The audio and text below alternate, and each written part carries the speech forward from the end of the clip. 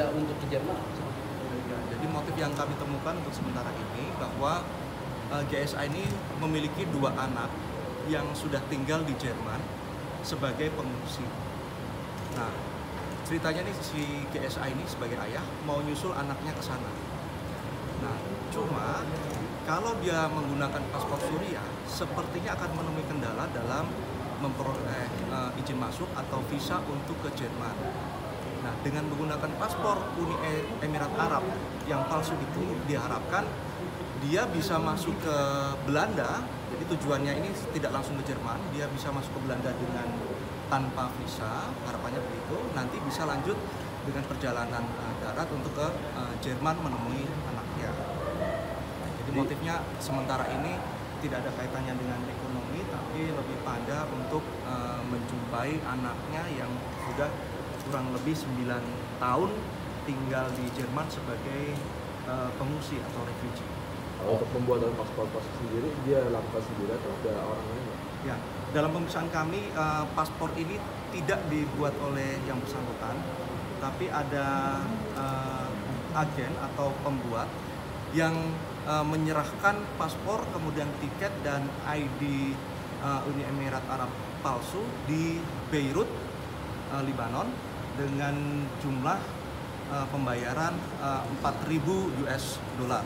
Jadi diterimanya di sana dengan orang yang tidak diketahui identitasnya karena hanya ketemu sekali di lobi hotel, serah terima paspor dan ID palsu, serah terima uang, dan putus, selesai. Bang, diketahuinya paspor itu palsu, ada tanda-tanda apa aja Bang ciri-cirinya? Ya, jadi di paspor itu pertama yang bisa kami identifikasi secara kasat mata adalah belangko paspor itu ketika diperiksa secara fisik banyak sekali sudut-sudut yang tidak simetris. Itu paling mudah sekali. Lalu yang kedua yang paling kelihatan adalah ada nomor paspor yang tidak sinkron dengan nomor MRZ. MRZ itu Machine Readable Zone. Ya, jadi MRZ itu adalah satu alat yang bisa membaca kesesuaian antara nomor paspor dan digit cek paspor secara internasional. Nah, itu tidak sinkron antara nomor paspor dengan MRZ-nya. Bang, terkait dengan paspor palsu sebenarnya kan ada berapa case nih Bang. Seperti Erik Wong kan pernah bebas Bang.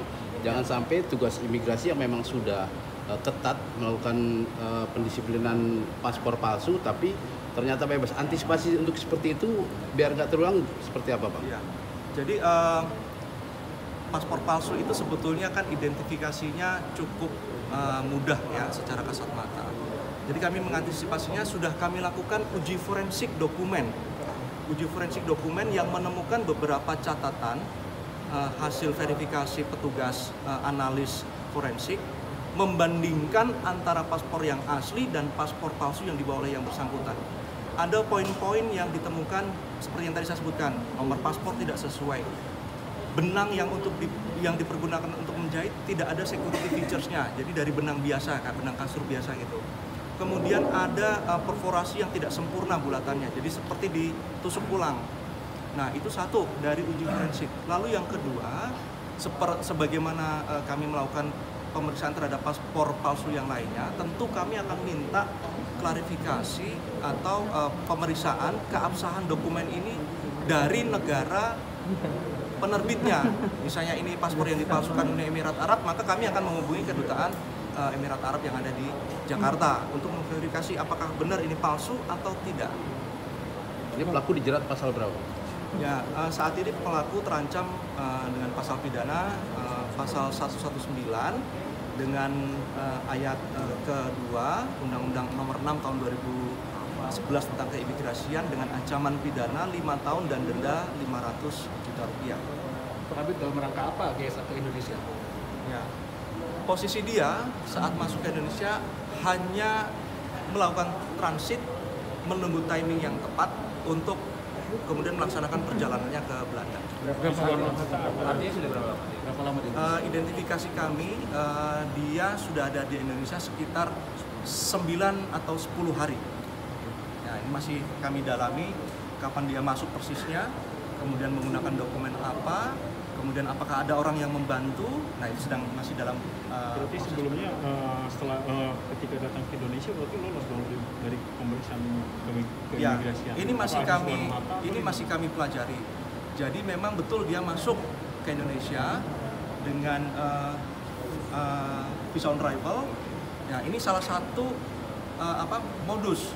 Jadi kan sebenarnya pemerintah memberikan kemudahan fasilitas untuk peningkatan pariwisata itu diberikanlah negara-negara tertentu visa on arrival. Jadi tanpa visa you bisa masuk ke Indonesia. Nah, tapi ini dimanfaatkan oleh dia dengan menggunakan paspor palsu, dapat visa on arrival, masuklah di situ. Kualitas paspornya memang cukup bagus sekali. Bagus sekali. Cuma slipnya tuh di nomor paspor itu yang mudah kemudian belakangan kita identifikasi. Begitu dia masuk, kita sudah dapat informasi ini ada paspor palsu masuk. Kita sebenarnya sudah mengikuti orang ini.